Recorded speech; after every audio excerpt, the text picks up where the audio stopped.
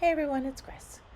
Today I want to share with you a little tutorial on making colorful clouds.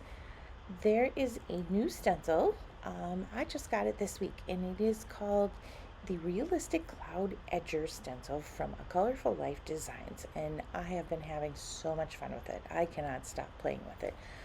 This is the interior portion of the stencil. The stencil itself is cut from a 6x6 square of mylar. This is the inside portion, and it has all of these little rounded and jagged edges for creating any shape you would like to create. It also comes with the frame that it is cut from. This is the 6x6 outer edge, and both of these pieces are very useful in creating shapes.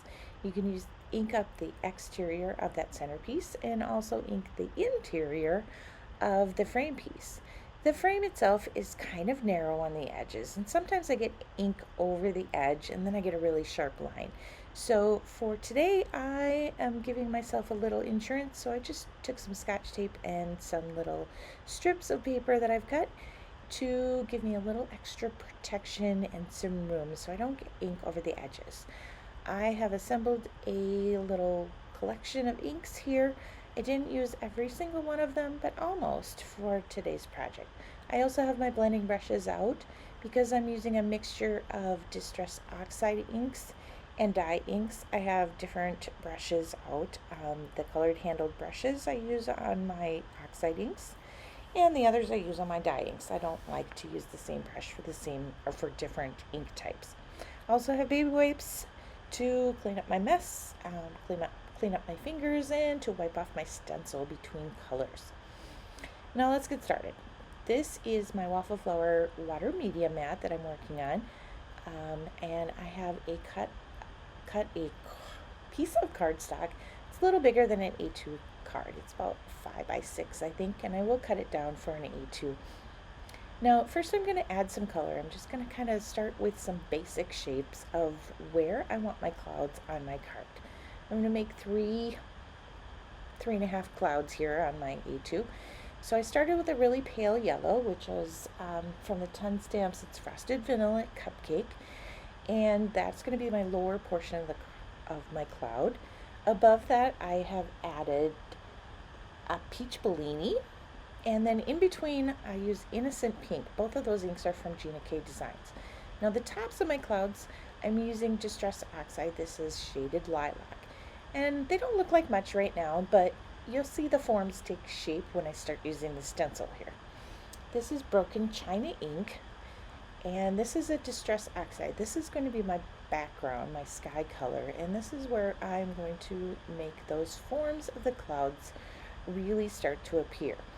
I'm using the interior portion of the stencil, and I'm just inking small areas at a time. This is just inking in the background sky, and you can just see already that billowy form of my cloud appearing. You can turn that stencil and choose any little section that you want to create the shape that you need. There are some larger rounded areas. There's some kind of hills and valleys and little jaggedy edges, and you can use all of them or any of them on your clouds. I'm adding a little bit of the blue at the top of my cloud. I'm going to start creating some depth. I want the darker blue to kind of show how thick the cloud is, that the light isn't traveling through it. So I'm going to be adding some deeper colors at the top of my clouds. Now here I'm still working on the shape, and you just kind of see that instantly that, really fluffiness of the cloud is starting to appear from the edges. I'm working in small areas at a time. There is the top of my lower cloud, and then you can see on the bottom of that center portion of the stencil, one of the sides is a little bit flatter than the others, so that makes a very good kind of flat bottomed cloud. So here I'm going to ink this up and just keep moving this stencil around different sections. You don't want to use the exact same spot all of the time, or your clouds start looking a little more uniform, much like other stencils that are on the market, the kind of puffy, rounded, cartoony clouds. I love that this is a little bit more realistic. Now I've cleaned off my stencil, cleaned off my fingertips and switch brushes. I'm back to the yellow inks. I'm adding a little bit deeper yellow, and this time I'm using that stencil. I'm using the interior portion to kind of start making some like bubbly, fluffy shapes in the lower portion of the cloud, sorry. This is Beach Blondie ink from the Ton Stamps. And then I'm going to add some even deeper gold. I'm going to add Wild Honey Distress Oxide over the top. So I'm going to switch my brush to make sure I'm using one of my pigment ink brushes. And you can see the brightness appear here. And you're really going to see the little billowy shapes that are going to form. I'm leaving the bottom of the cloud kind of more white space so it looks really thin and wispy. I'm going to clean off that oxide ink again, wipe off my fingers and switch brushes. I'm going to go back and add some more of the broken china ink, kind of keep adding that depth and that thickness to the top of the clouds by adding more blue and adding just more shapes, more edges. That gives you that you can build that shape really quickly. And then I'm going to add some really dark color.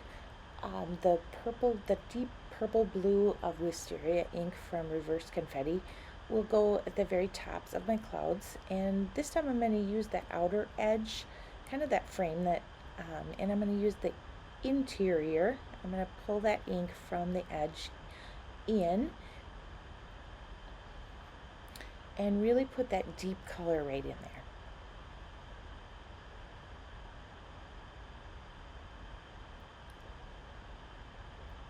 And I'm building more character to the clouds. The more lines and shapes that you're inking in and layering the ink over the top of each other kind of keeps bringing that darker color in and that thickness to the clouds. Now I'm going to take a medium blue. This is blue denim. This is a dye ink from Gina K Designs. And I'm going to bring that over pretty much the whole card. I want to tone down that turquoise color of the broken china, deepen that sky color, because that's really going to make the white of the tops of the clouds pop.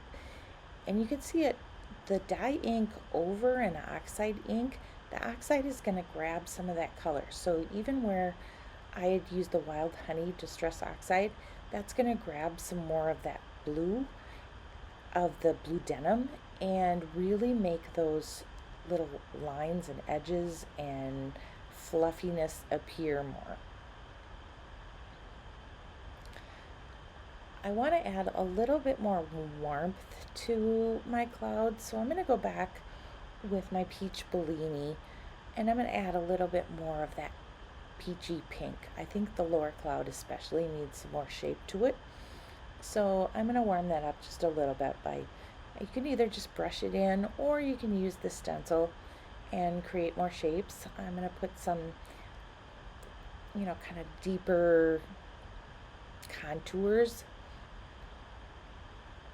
Now, if you feel that your color choices got a little muddy or you over inked, you can always brighten them up by bringing in some white pigment ink. I chose to use a white gel pen, and I want to just put some highlight on some of those shapes that I've created within the cloud. A little bit of light reflecting off those edges. The bottom of the cloud is going to get a little bit of a line, and I'm just drawing along the edge, and then I'm using my fingertip to just smudge it so it isn't a sharp line. But you can see how it just seems like it glows the top of the cloud.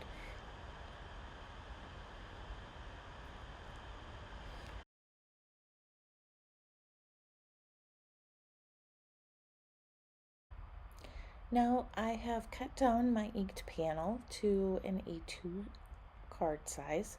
I've added a sentiment from Altenew, and that's about it for today.